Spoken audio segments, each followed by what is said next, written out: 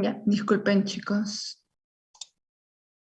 Recording in progress. Yo les decía que en términos de origen del virus, ¿no? La pregunta era importante en cuanto al origen, cómo pasó del bosque al mercado, ¿no?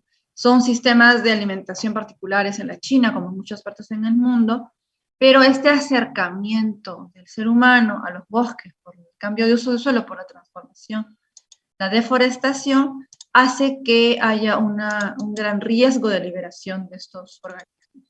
De hecho, ha salido un artículo hace una semana donde se habla de que más o menos hay 3.700 especies en el planeta que podrían contribuir con la liberación de virus si procesos similares a lo ocurrido en la China se repiten. Entonces, por eso se predice que van a ocurrir nuevas pandemias, ¿no? Mientras el hombre siga metiéndose en territorio inexplorado o faltando o conocer mucho sobre los virus y su dinámica, eso se va a repetir, ¿no? Esto se va a repetir. Y aparte, los bosques se vuelven, por lo tanto, como una barrera protectora de los organismos que están ahí que pueden afectar a los seres humanos, ¿no? Y viceversa, porque los humanos también pueden contagiar y lo doméstico, el ganado, puede contagiar a los animales silvestres. Y eso también puede ser devastador en términos ecológicos, ¿no? Entonces son varias las formas en que nosotros podemos analizar estos procesos, estos dos enfoques holista y reduccionista. Podemos desagregarlo, ¿no? Desde los procesos grandes, ¿no? Entender por qué se dan esos procesos para que no se vuelvan a repetir, ¿no? O podríamos entender cómo es que estos virus se encuentran en este murciélago, en este pangolín, cómo estos organismos resisten al virus, ¿no? Cómo están adaptados por millones de años de evolución a no enfermarse y no morirse, ¿no? Hay un proceso de coexistencia. Eso lo podemos ver desde un enfoque de repente reduccionista, pero si lo vemos con esta mirada de evolución, ¿no? Tenemos otra comprensión de los procesos, ¿no? Entonces, eso es parte de lo que yo quisiera que ustedes entiendan y empiecen a utilizar para analizar los procesos, desmenuzarlos en la mínima expresión, que es importante, ¿no? O también entenderlos desde una mirada más grande. La ecología aporta con esta mirada, con la mirada holista. De hecho, cuando va surgiendo la ecología como ciencia en las últimas décadas, más bien aporta a las ciencias biológicas en el sentido de entender estos procesos, ¿no? Como estas pandemias, ¿no? Tanto para la biología, para la medicina, ¿no? La epidemiología, que se nutre de ambas, requiere esta mirada grande también, ¿no? De estas dinámicas grandes en el movimiento de los virus, que tienen un montón de procesos relacionados. Entonces, eso contribuye, la ecología contribuye con esto a las otras ciencias, ¿no? Con esta mirada de tipo más amplio. Y ambas se nutren, ojo, no quiere decir que los que abordan desde una mirada holista no tengan que ver a un nivel de detalle, por supuesto que sí, ¿no? Los ecólogos también, si vamos a analizar procesos de adaptación en ciertos organismos, tenemos incluso que evaluar algunos procesos fisiológicos, ¿no? Algunos mecanismos fisiológicos que incluso están codificados a nivel del ADN, que pueden detonar algunos procesos de adaptación o de especiación, ¿no? A ese nivel también podríamos abordar. Antes de pasar al siguiente punto, yo quisiera más bien justo preguntarles, ¿no? Porque en el artículo de Humboldt que les dejé, hay una mirada más o menos similar a eso. Entonces, quisiera escuchar cuáles son sus principales apreciaciones de este artículo, qué es lo que más les gustó, qué es lo que más les impactó, les llamó la atención y las principales ideas del artículo. Entonces, a ver, ¿quién quisiera compartir lo que leyeron en el artículo de Humboldt? Chicos, chicas. Les escucho. Adelante. Veo una mano levantada, pero no sé si se quedó Santiago hace rato o también quisieras compartir algo sobre lo de Humboldt. A ver, ¿han leído el artículo de Humboldt? ¿Quién ha leído? Y me gustaría escucharles. Gustavo, adelante. Profesora, una de las ideas que podría resaltar sería sobre, digamos, ya desde ese tiempo, Humboldt había advertido sobre lo que era el calentamiento, ¿no? Desde el calentamiento global, debido a la sobreexplotación de lo que es la madera, que en ese entonces era utilizado como combustible, al igual que ahora se utiliza el petróleo. Entonces, él al ver que la sobreexplotación de madera en Venezuela había destruido, había impactado en el clima, en la reducción de lagos, y también en lo que era consecuencia, trajo como consecuencia lo que eran inundaciones, ¿no? Y también eso lo pudo, digamos, extrapolar de lo que era, de lo que también estaba sucediendo en Francia, en países europeos, de donde él provenía. Ujú. Así es parte de lo que por eso decimos que Humboldt era como un adelantado a su tiempo. No, él ya había, no lo mencionó, no pensó como tal en el cambio climático, que es un concepto mucho más reciente, pero ya se veía, ¿no?, lo que podía generarse a partir del impacto de las actividades humanas. ¿Quién podría comentar dónde es que observó esto Humboldt, con base en lo que ha dicho Gustavo? ¿En qué parte? ¿No? ¿Dónde es que observa esto y que se menciona en la lectura? ¿Alison? Sí, buenos días. Hola, bueno. En una parte del texto dice que en la selva de Orinoco vio a unos monjes que por religión extraían aceite de los huevos de tortuga. Uh-huh. Y bueno, esto básicamente ocasionó que ya no hubieran tantas tortugas como antes de la intervención de los monjes en el río. Bueno, en este caso, bueno, lo que mencionas trataba acerca del impacto del hombre, la actividad del hombre sobre la diversidad, ¿no? Exactamente, eso es cierto. Juan era súper observador, ¿no? Él era un todólogo, él estudiaba desde geología, no astronomía, no edafología, botánica, pero su pasión era la botánica.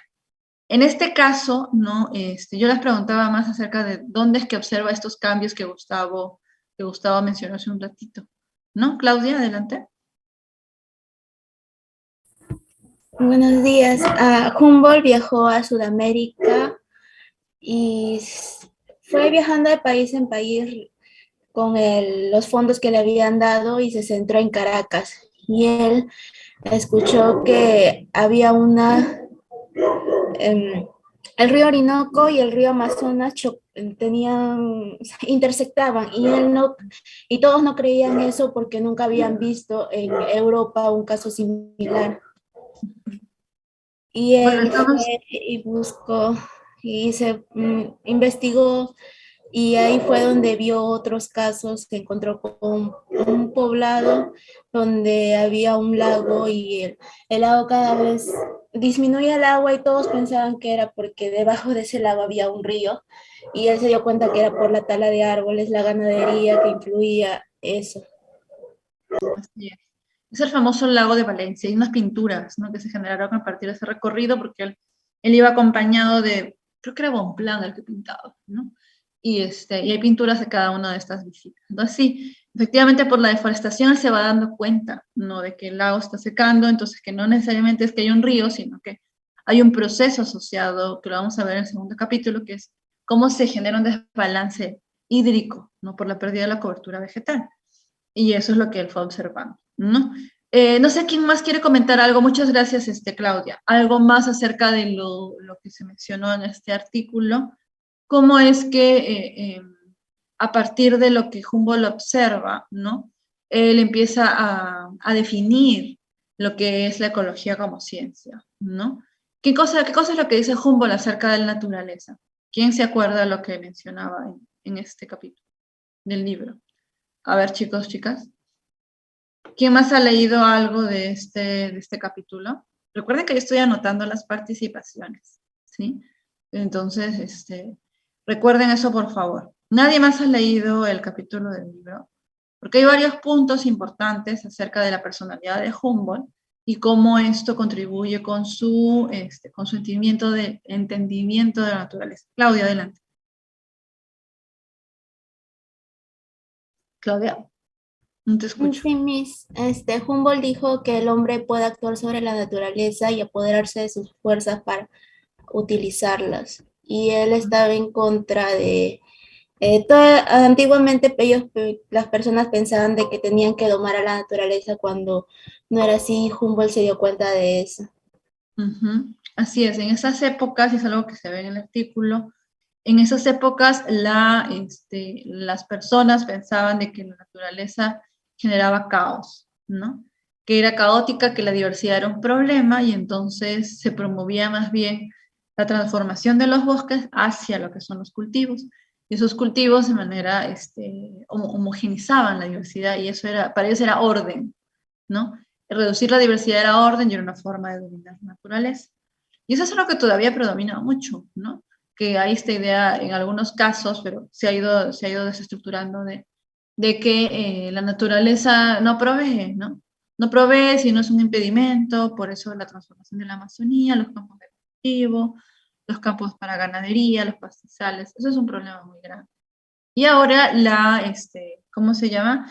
Ahora, bueno, hay otros enfoques, ¿no? Que tratan de promover desde hace unas décadas la conservación de la naturaleza. Pero esta mirada, ¿no? De hecho, esta mirada que tenía Humboldt de entender la naturaleza como un todo, ¿no? Que era un conjunto de fuerzas activas, como Haeckel retoma, es a partir de observar estas relaciones, ¿no? Se empieza a dar cuenta de que hay relaciones entre los seres vivos y su entorno físico, y que el hombre está afectando esas relaciones y puede haber consecuencias muy fuertes. En esa época, en la época de Humboldt, era la época de los naturalistas, ¿no? Estos naturalistas tenían esta mirada grande, ¿no? Esta mirada amplia, ¿no? Más holista de los procesos, pero luego va cambiando eso, ¿no? Roberto, ¿quieres comentar algo? Adelante. Sí, sí, sí, sí, sí, escuchamos.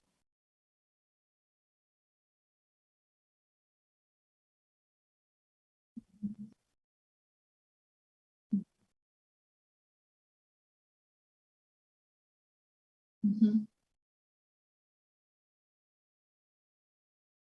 ujú,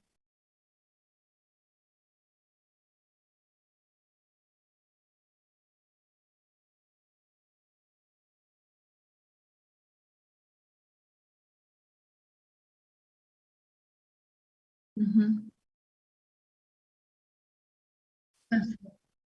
Así es, justamente eso es lo que comentaba, no es justo en precisión, como nos ha dicho Roberto, lo que menciona en la lectura.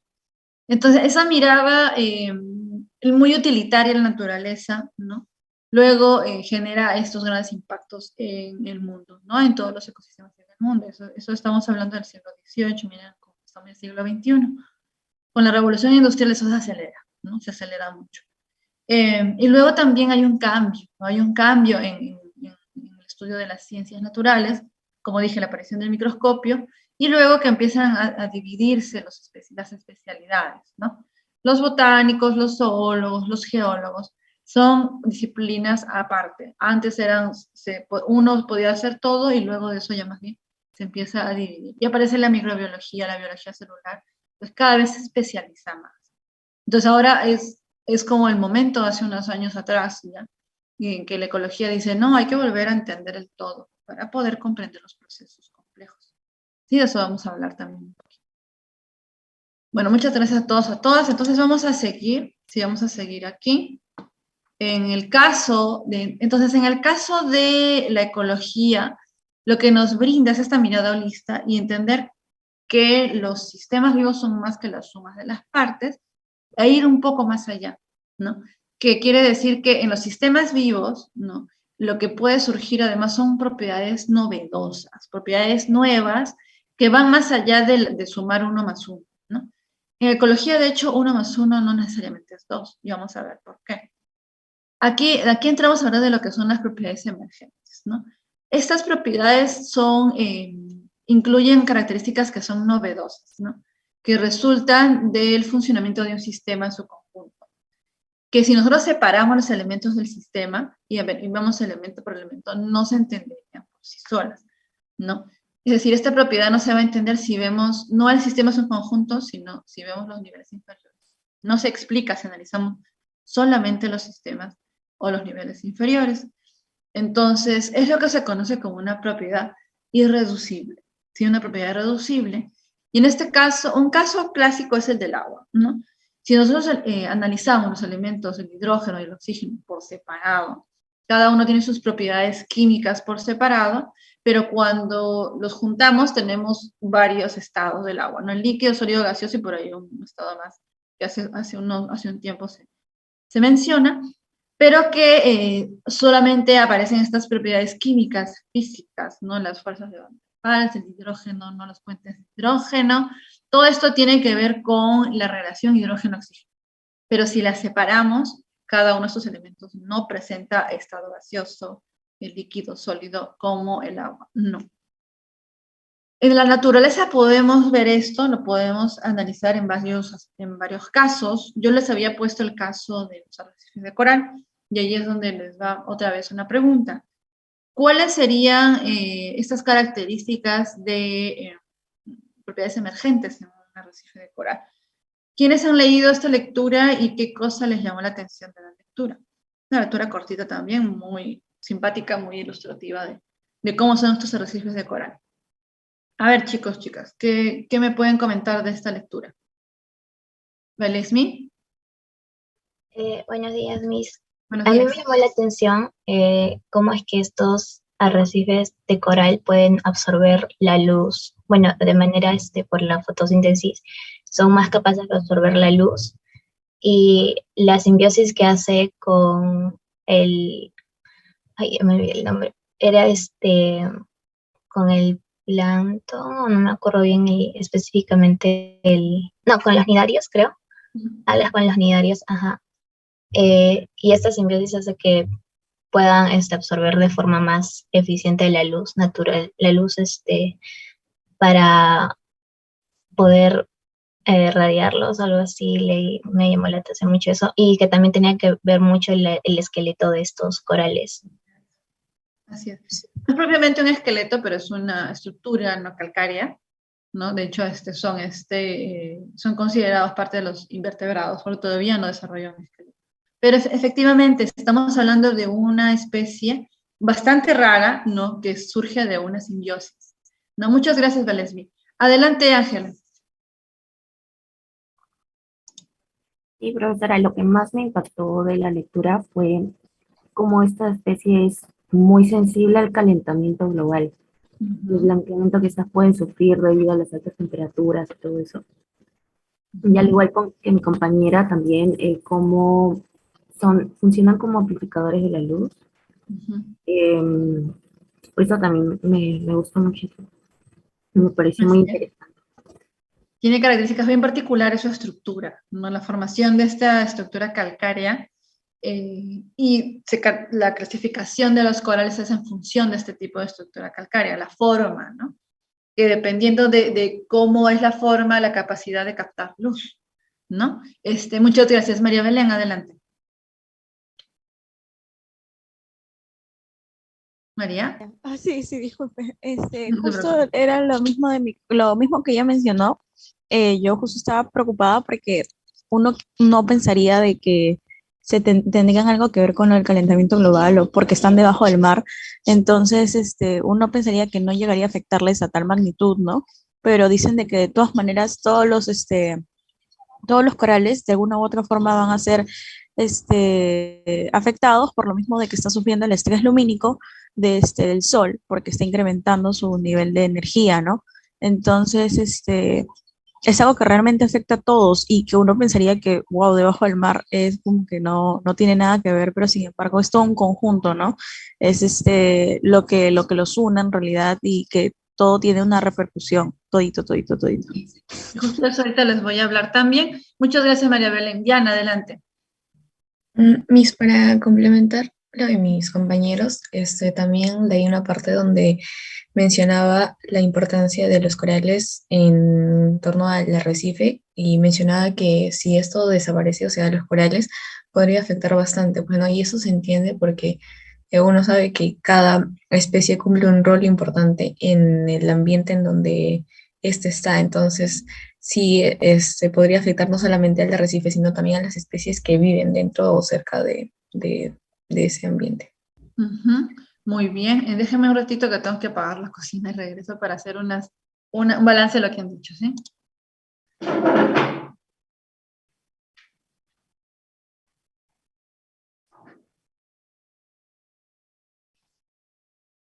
Muy bien. A ver, de lo que han comentado y ahorita también en el chat veo que Annie dice, los corales captan la luz y lo reflejan, las alas absorben un fotón y se incorporan a la fotosíntesis. Todo lo que han dicho efectivamente es sumamente importante, ¿no? ¿Cómo vemos la propiedad emergente? Ya de por sí, la unión, ¿no? En el proceso de evolución de millones de años, de este nidario, ¿no? Son pólipos nidarios que se fusionaron, digamos, en el curso de la evolución con las algas. ¿Por qué?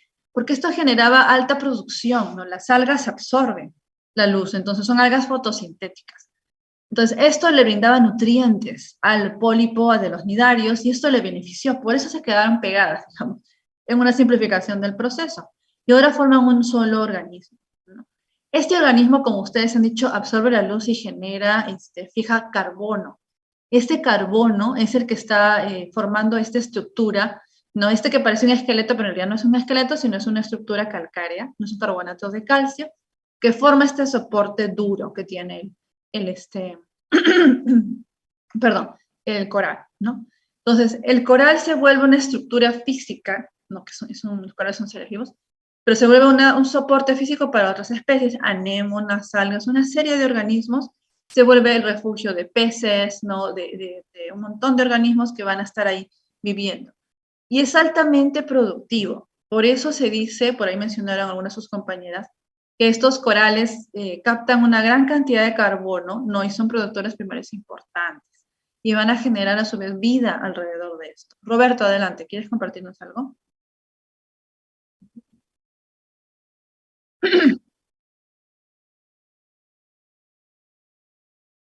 Ujú.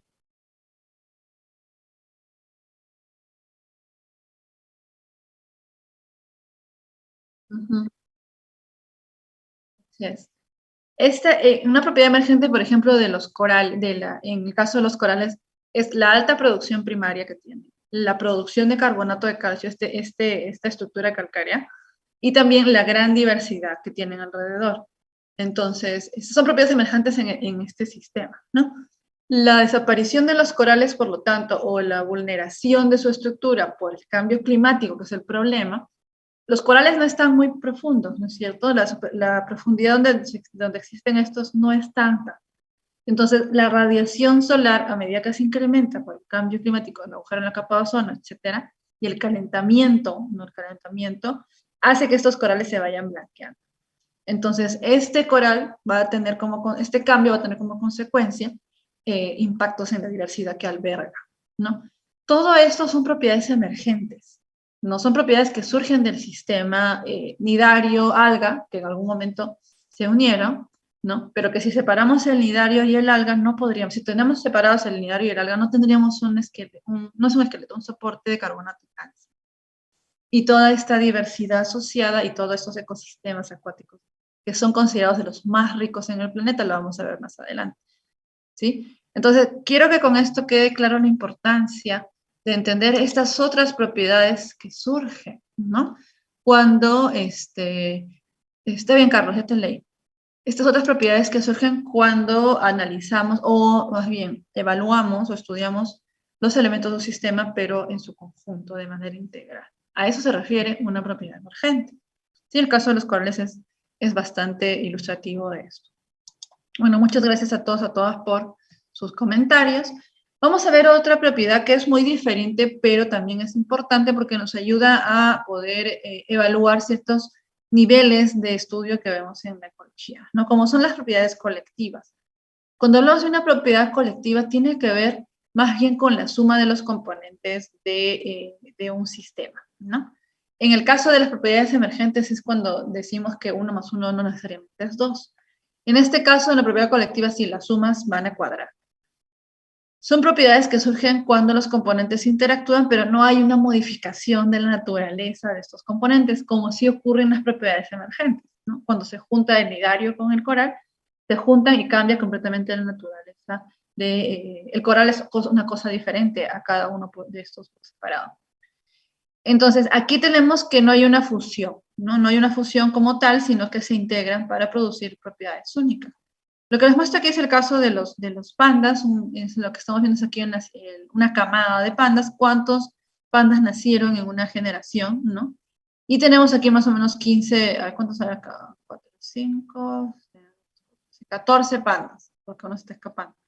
Tenemos 14 pandas aquí, y entonces quiere decir, si nace uno más, tenemos 15 pandas. Si nace uno más, tenemos 16 en esa generación. O sea, hay una hembra por aquí que de repente está por parir, pero todos pertenecen a esta misma camada y este mismo año. A esto se le reconoce como la tasa de natalidad. ¿Cuántos nacimientos hay? De repente en ese año más bien iban a ser 19, pero murieron 4.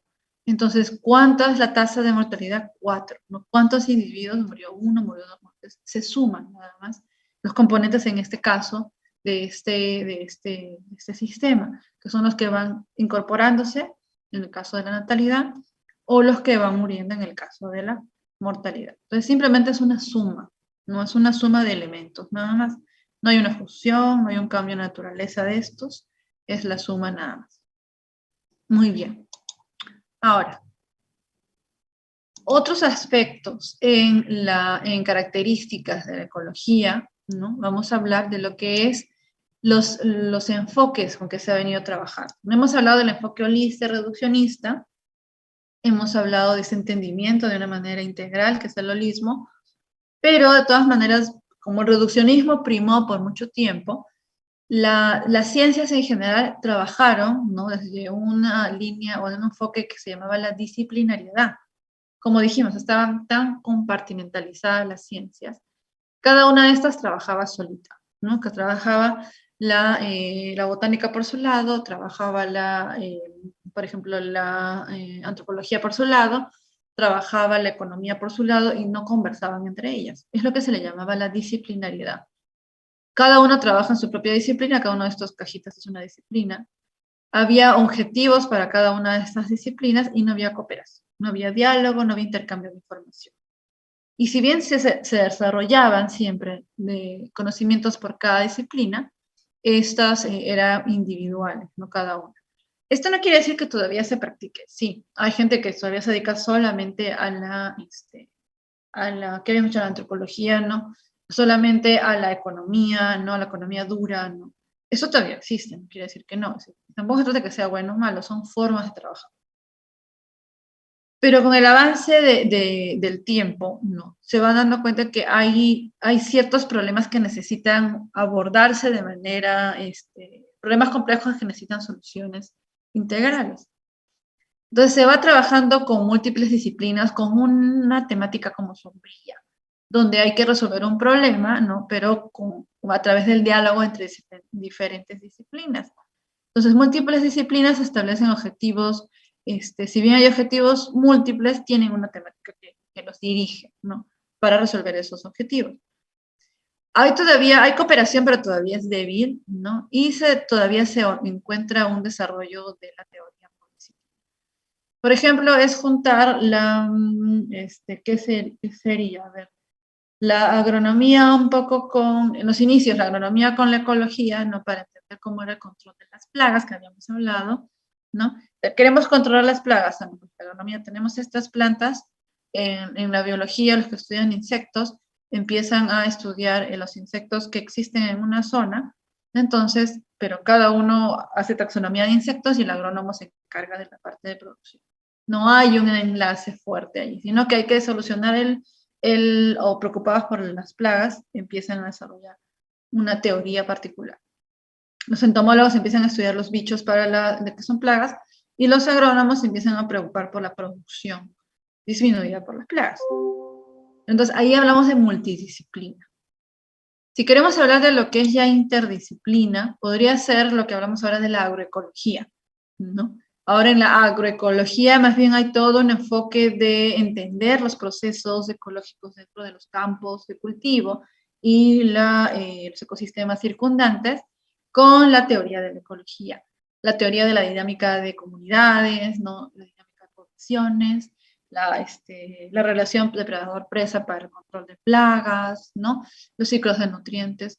Todo eso empieza a construir toda un sistema, nuevos conocimientos, pero al haber una conversación entre disciplinas y una preocupación por generar conocimientos integrales. Entonces se empiezan a cruzar los límites de las disciplinas, se establecen objetivos en común para poder solucionar problemas complejos, se integran las disciplinas y se desarrolla conocimientos integrales y teoría, una teoría en conjunto. La teoría de la agroecología ahora es una teoría de la agroecología que en su momento fue agronomía y luego ecología parte.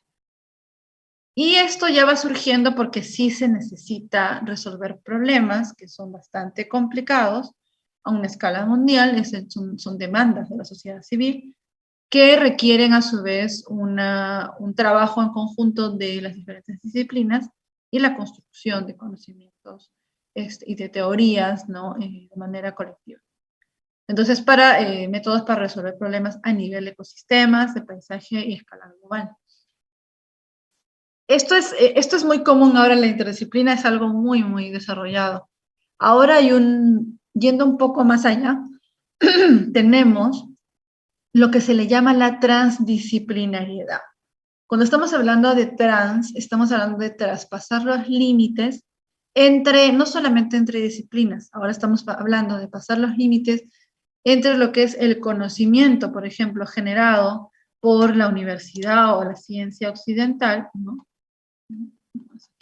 Si tuviéramos aquí, por ejemplo, ¿no? Que es aquí la universidad, ¿no? La universidad, y aquí lo que tenemos son comunidades campesinas, por ejemplo. Entonces, lo que tenemos es el conocimiento que se genera en el ámbito académico, con base en la ciencia y el método científico que utilizamos nosotros, ¿no? Y esta otra forma de conocimiento, incluso se habla de ciencias campesinas, ¿no? Ciencias indígenas, que son generadas a partir de la día a día, o de miles de años, tampoco es de un día para otro, ¿no? Sino de miles de años de convivencia de las comunidades rurales, nativas, indígenas o grupos culturales con su entorno. Entonces se cruzan los límites, ¿no? Entre lo científico y lo académico y se establecen objetivos en común. María Belén, termino de explicar y de ahí me comentas, ¿sí? Luego tenemos que se integran disciplinas y participantes que no son académicos. Los que están en las comunidades, ¿no? No son académicos. De repente son agricultores, son pescadores, ¿no? O son mineros, ¿no? Entonces, estos pueden compartir sus conocimientos con la universidad y viceversa. Entonces, la idea es desarrollar conocimiento y teoría integral entre la ciencia y la sociedad, para llegar a una conciliación, para llegar a solucionar problemas de una manera más eficiente, ¿no? Respetando estas otras formas de pensar y de conocer y de relacionarse con la naturaleza. Y eso es lo que se está llamando el llegar a generar las ciencias para la sustentabilidad, ¿no? Ahora hay toda una línea y hay disciplinas o posgrados, incluso carreras. Se pasó de las ciencias ambientales y ahora también se habla de lo que es las ciencias para la sustentabilidad, que son ciencias más integrativas. Sí, son más integrativas. Tenías una pregunta, ¿quién levantó la mano? Perdón, chicos, chicas. ¿María? Sí. Sí. Justo le iba a comentar de que eso se ve actualmente, ¿no? Que dicen que normalmente los universitarios, sobre todo por carreras de campo, ¿no? Que siempre tienen que estar de la mano con la comunidad, porque nosotros venimos con la información de lo que es la parte científica y los del campo vienen con la experiencia, con lo que es la experiencia ya de ese trabajo. Entonces, creo que siempre tienen que ir de la mano, ¿no? Y por eso es de que ahora se complementa más, incluso hay lo que usted comenta de las ciencias para la sustentabilidad, de que ahora los complementen de una forma más, los complementen de una forma más íntegra. Entonces era eso. Sí, de hecho sí, la propuesta o este enfoque surge justamente para, ¿cómo se dice?, conciliar, porque ha habido siempre este trato muy diferenciado entre el que viene formado de la escuela formal, o la redundancia, ¿no? Que tienes toda su escuela completa, universidad, o que viene de las ciudades, ¿no? Con una formación particular, y que va al campo o va a otros sitios con diferentes grupos culturales e impone lo suyo como superior, y eso no es así, ¿no? Son diferentes sistemas de conocimiento, son diferentes formas de ver la naturaleza, se respetan incluso, y no incluso, sino debemos aprender de eso. Ahora, a nivel internacional, se generan propuestas que integren conocimientos tradicionales para que las propuestas sean más exitosas, porque si uno impone algo a una comunidad, eso puede demorar en responder porque hay que transformar formas de pensamiento. Pero si uno aporta nuevas, algunas propuestas que incorporen estas formas de ver la naturaleza o de trabajarla, ¿no? o de ver la vida en general, esto puede ser mucho más rápido y exitoso, ¿no? Entonces, ahora se apunta, sí, como dices tú, que tengamos una forma de trabajo con las comunidades mucho más cercana. A eso se refiere justamente, ¿no? Para poder solucionar estos problemas complejos. Déjenme ver qué ocurre aquí. Y les voy a mostrar rápidamente unas imágenes de justamente un trabajo que venimos haciendo hace unos años con un equipo de colegas y en comunidades de la sierra, ¿no? En comunidades rurales donde con profesores de la universidad, técnicos de organizaciones no gubernamentales, las ONGs, y docentes de primaria, estamos generando una propuesta de educación intercultural. En este caso, queremos proponer que se incorpore en la escuela la enseñanza sobre alimentación y alimentos locales, sobre ecosistemas y formas de relacionarse con los ecosistemas locales, andinos, ¿no? Lo que se le llama un diálogo de saberes, ¿no? Un diálogo entre los profesores, los técnicos académicos, agrónomos, ¿no? Y los docentes formados en pedagogía. Entonces, todo esto nos lleva a la construcción de nuevos conocimientos, de nuevas propuestas, que también viene y es algo que es importante reconocer, porque a esto apunta las ciencias para la sustentabilidad también, que es al reconocimiento de la importancia de la construcción de ciudadanía, ¿no? Que esto debe primar también en cualquier proceso de diálogo de saberes, ¿no? Construcción y reconocimiento de ciudadanía. Ciudadanía somos todos y todas, ¿no? No hay un ciudadano de primera, segunda, tercera categoría, como decían algunos de de nuestros antiguos presidentes, ¿no? Todos los ciudadanos son iguales en este país y en el mundo.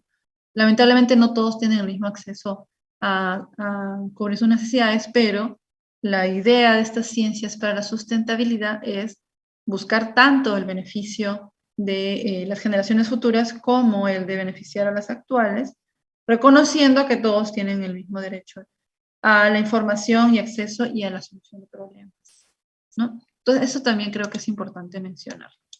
Y ver también cómo en esta mirada de estas otras formas de vivir o de relacionarse con la naturaleza podemos ver casos como estos, ¿no? Tenemos esto de aquí, tenemos una casa, una vivienda, esto es en la costa norte, eso es en Chulucanas, en Piura, un escenario que se repite en muchas partes en la costa norte, donde la pregunta sería, ¿por qué creen ustedes que el poblador o pobladora de Chulucanas ha construido su casa en este algarrobal? ¿Por qué creen? A ver, de lo que están mirando en esta imagen o en estas otras imágenes de aquí al costado, ¿por qué creen que los dueños o dueñas de esta casa han construido su casa allí? ¿Alguna idea? Yo les pregunto. ¿Qué cosa sentirá o qué pensará el poblador local que lo motiva a establecerse allí? ¿Qué cosa hay ahí que le permita vivir? A ver, chicos, chicas. Alison, adelante. La extracción de algarrobo. Tenemos ahí, por ejemplo, la extracción del algarrobo. Ajá. ¿Algo más, Carlos? Sí, profesora. El poblador tal vez se siente identificado ¿Cómo? No se con cortó. ese lugar y sus alrededores y las riquezas que pueda obtener de él. Ok, se cortó un poco lo que dijiste, Carlos, es que está establecido y está rodeado de plantas. De, ri- de- Se siente identificado con ese lugar y puede sacar provecho de las riquezas que Ujú. hay en ese lugar. Así es, ¿no? Hay una identificación al sitio en el que vive y tiene de dónde obtener recursos. Muchas gracias, Carlos. Roberto.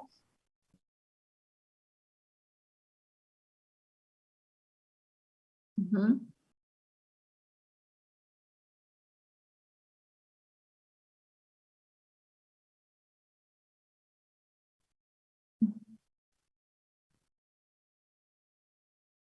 Ujú.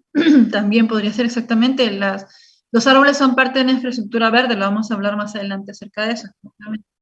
Gracias. Sí, muchas gracias, Roberto. Nicole. Sí, profesora, buenos días. Yo pienso que Hola. la geografía del lugar y bueno, más que nada la ubicación le permite realizar actividades para su sustento, tales como, por ejemplo, ahí veo una cabra, entonces yo entiendo que ese lugar le permite tener la crianza de cabras para su alimentación, las Así actividades. es. Así es, entonces pues le permite, ¿no?, criar a su ganado caprino. Gracias, Nicole. Neideli. Buenos días, Miss. Hola. Lo que yo pienso es que en sí, como dijeron mis compañeros, podría ser el negocio de la extensión del algarrobo y otro también. Sé que hay personas que les gusta vivir junto a la naturaleza y creo que también podría ser un caso. Creo que se sienten más tranquilos. Esta también es otra forma, ¿no?, de sentirse en función a dónde viven. Muchas gracias, Neideli. Saray, a ver, porque ya veo que es tu primera participación, Saray. Sí, profesora, buenos días. Bueno, opino lo mismo que mis compañeras. Mayormente, las personas que, bueno, no que viven por ahí. Bueno, en sí es también por el beneficio, como dicen, ¿no?, del algarrobo. También, muy aparte, utilizan, ¿no?, a sus animales, porque también por parte de los animales ahí les dan, digamos, el sustento en el caso de la leche y todo eso, ¿no? Y mayormente las personas suelen hacer eso porque les encanta, ¿no? Les encanta el ambiente en el que están. Y muy aparte también se benefician, ¿no? Por lo que les proporciona el lugar donde están. Ok, listo. Muchas gracias a todos, a todas. Vamos a continuar. Yo hago un balance entonces, efectivamente, ¿no? Cuando hablamos de este sitio, hay una forma, como dijo uno de sus compañeros, de que les gusta vivir en el campo. Hay pobladores que no les gusta estar en la ciudad, están acostumbrados porque históricamente sus familias han estado establecidas allí, están acostumbrados. Y en esta costumbre está que saben convivir, conocen, ¿no?, qué especies de plantas hay, en este caso los algarrobos, que proveen algarrobina, tanto para producción y mercado como consumo humano, como para alimentar al ganado. Es muy buena para alimentar al ganado, de hecho es sumamente buena. Además, les provee también, hay que pensar en que provee sombra, como dijo hace un ratito uno de sus compañeros, es parte de lo que brinda seguridad frente al incremento de las lluvias, ¿no? Se vuelve una infraestructura verde, lo vamos a hablar también más adelante, como un seguro, ¿no?, al avance del agua. Y otra cosa que también hay que mencionar es que cuando hay algarrobos, hay agua, ¿no? Esto indica que hay agua. En este caso, los pobladores saben, o sea, hay algarrobos, hay agua. ¿Por qué? Porque los algarrobos tienen raíces muy profundas. Tienen raíces entre más o menos 40 a 50 metros de profundidad para poder captar el agua del suelo, básicamente del subsuelo, que es parte de los reservorios de agua en las zonas áridas, en los desiertos. Entonces son plantas adaptadas a esas condiciones. Entonces con esto los pobladores saben que pueden abrir pozos, ¿no? ¿Qué es lo que suelen hacer? Abren pozos profundos para tomar agua de los pozos y aparte se ven acompañados de estos árboles. Y cuando viene el niño, como mencionaron, el evento del niño, todo se vuelve verde, todo se llena de pastos, porque estos suelos tienen una capa de semillas que están ahí como durmiendo, que cuando vienen las lluvias van a germinar. No son semillas que resisten al calor y varios años. Entonces, cuando hay una buena lluvia, germina, así como otras plantulitas de algarrobo. Entonces, todas estas características son conocidas, son utilizadas, son interiorizadas por los pobladores, y si uno va al campo y les preguntan, les van a describir con detalle para qué están ahí, por qué están allí, por qué hacen eso, ¿no?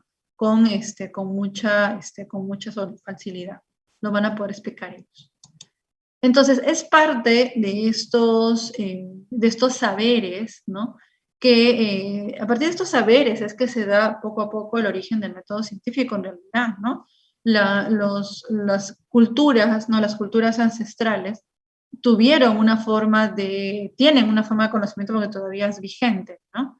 Aunque se dice utilizar, en realidad siguen utilizando el espacio, utilizan los recursos, diseñan la infraestructura todavía, ¿no? Vamos a hablar de lo que es ¿Han escuchado de la siembra y cosecha de agua? ¿Han escuchado? ¿Alguno ha escuchado esto? De la siembra y cosecha de agua, que es una tecnología milenaria que se utiliza para poder captar agua en las partes altas de las montañas y que esta agua se infiltre con ciertos canales o zanjas a las partes bajas, de manera que se recarguen los acuíferos subterráneos. De esto vamos a hablar más adelante también, ¿no? Entonces, estas tecnologías, estos saberes, estos conocimientos, fueron la base de lo que ahora conocemos como método científico, aunque se reconoce que hay una forma de ciencia, ¿no? Campesina, una forma de tecnología campesina, diferente, originada de una forma diferente a la que nosotros conocemos como la ciencia moderna, ¿no? Pero esta ciencia es la que generó estos andenes circulares casi perfectos, ¿no? Con materiales muy bien diseñados, con estos sistemas hidráulicos que podemos ver todavía en, por ejemplo, en Cusco, en Tipón, ¿no? Que funciona todavía la canalización del agua. Estos pozos profundos en Nazca, estamos hablando de culturas preincaicas, ¿no? Muy eficientes en el manejo del agua en zonas áridas.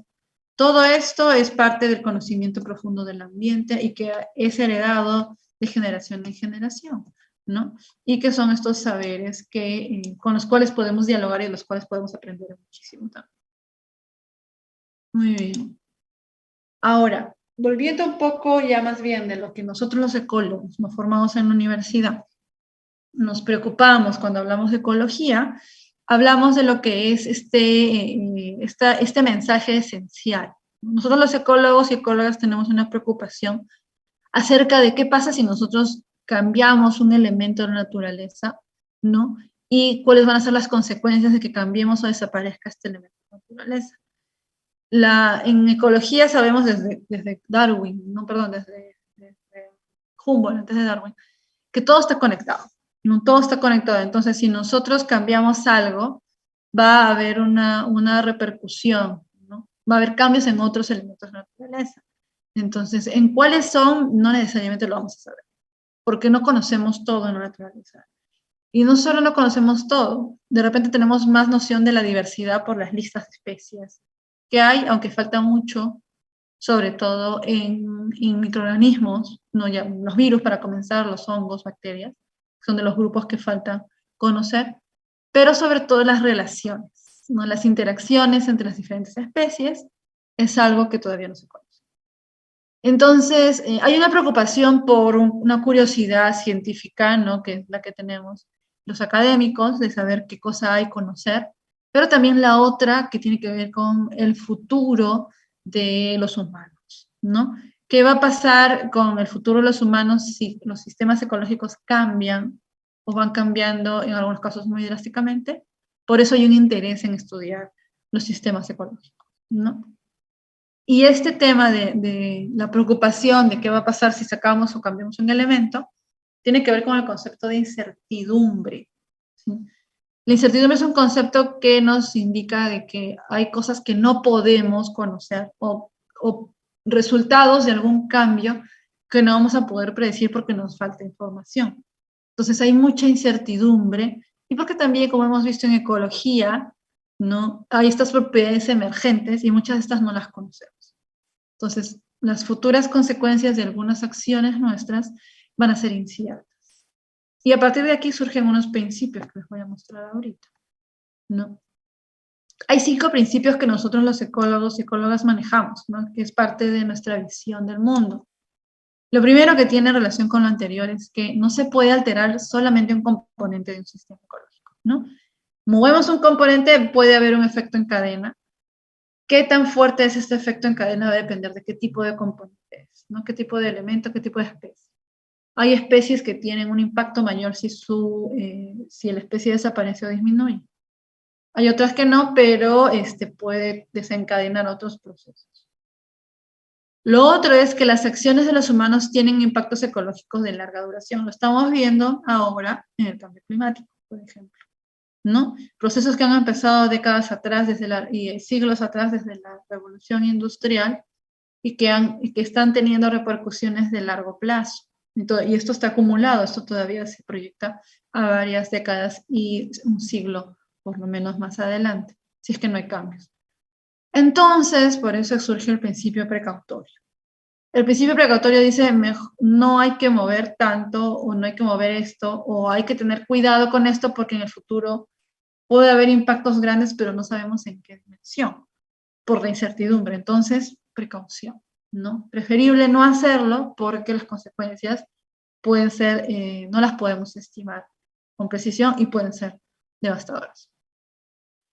Otro de los principios es que debemos aprender de la historia para no repetirla, lo de las famosas extinciones que conocemos todas las 5 famosas extinciones, y las que son más recientes, que tienen que ver con la época después de la glaciación, y la época en que el hombre como cazador empezó a arrasar con parte de la diversidad, y ahora esto es mucho más intenso, ¿no? Parece que no hemos aprendido de eso. Y estamos en una 6ª extinción masiva, se llama, ¿no? Dentro de lo conocido como el Antropoceno. La conservación es esencial para el desarrollo sustentable. Hubo un tiempo en que se estudió mucho la conservación, luego dijo, no, hay que manejar los recursos, porque finalmente el hombre tiene que vivir de algo, pero luego los recursos se están agotando y se están extinguiendo muchas especies. Otra vez tenemos que volver a la conservación. Pero no es conservar por conservar, es porque esta diversidad, lo vamos a ver más adelante, representa un seguro de vida frente a procesos globales de cambio o de cambios que pueden ocurrir a escalas más reducidas, como regional o local o nacional. Entonces, el conservar es importante.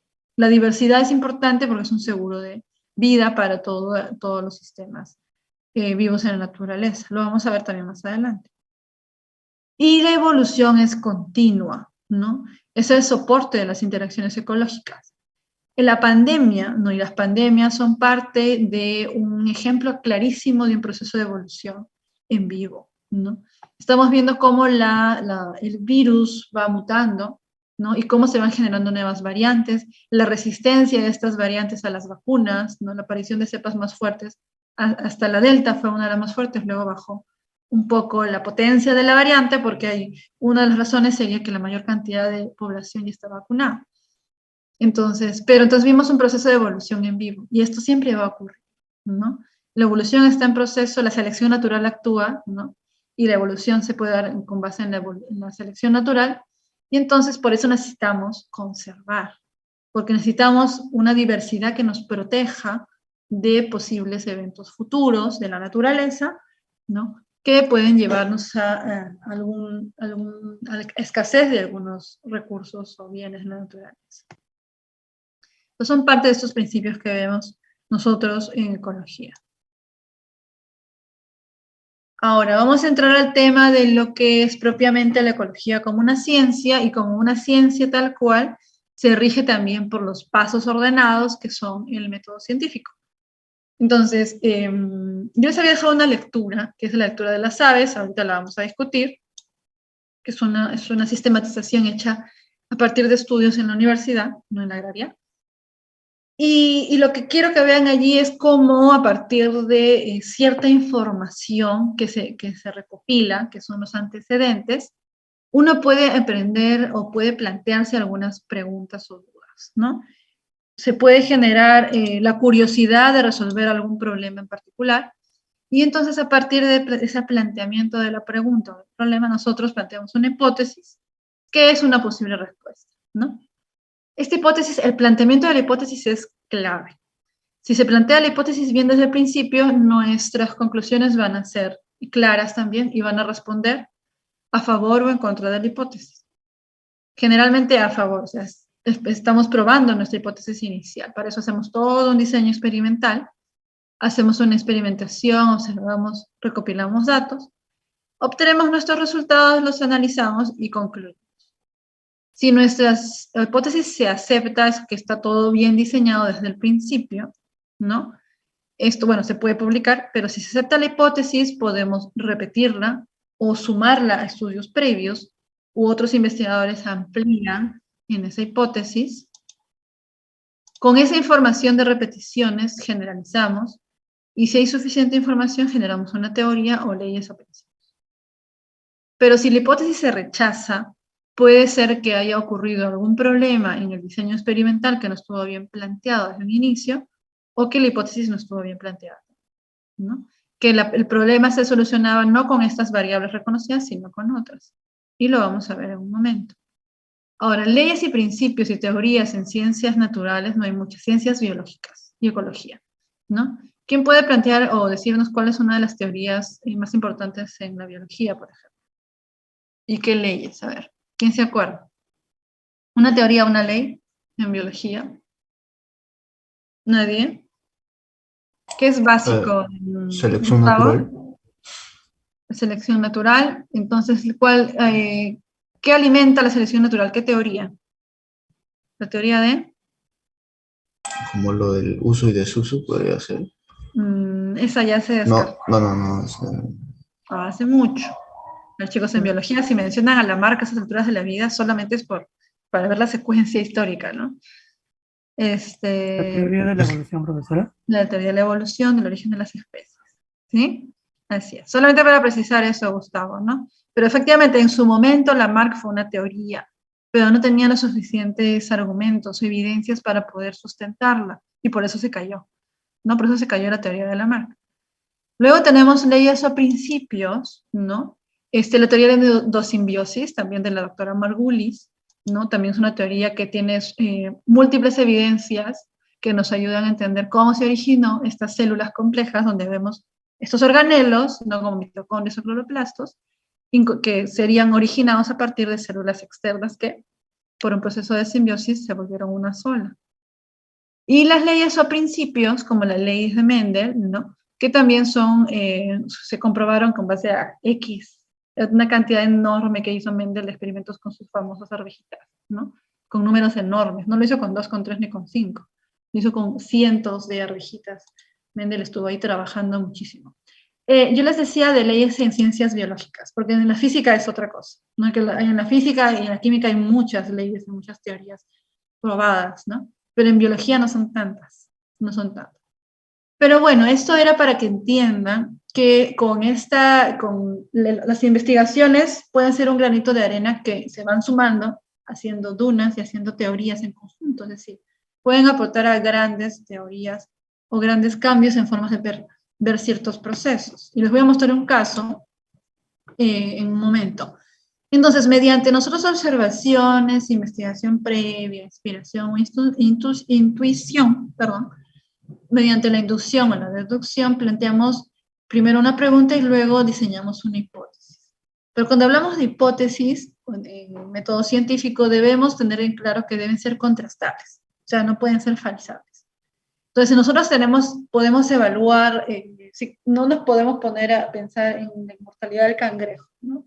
Podemos decir, el cangrejo es inmortal, no podemos plantearlo de esa manera, ¿no? Una hipótesis. O queremos evaluar si el alma existe, ¿no? Pero no tenemos cómo evaluar o medir el alma, entonces no es contrastable. Nosotros podemos plantear, y en ecología se plantean hipótesis como estas, ¿no? La producción en el ecosistema X, un ecosistema que ustedes definan, está limitada por la disponibilidad en el nitrógeno, por ejemplo. ¿Esto es contrastable? Sí, se puede contrastar.